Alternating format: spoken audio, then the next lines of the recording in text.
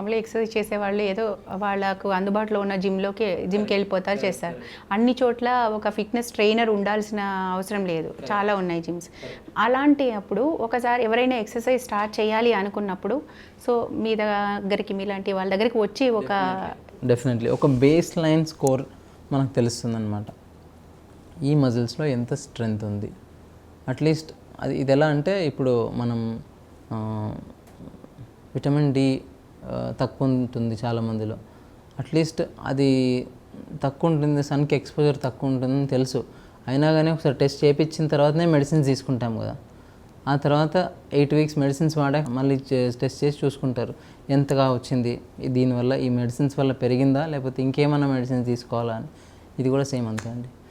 ఇదేంటంటే muscle strength, muscle flexibility, movement, joint ఇది flexibility ఎంత ఉంది, మనం ఎక్కడైనా రెస్ట్రిక్షన్స్ ఉన్నాయా, ఇవన్నీ కనిపెట్టడానికి ఈ డివైస్ యూస్ చేస్తాం మేము.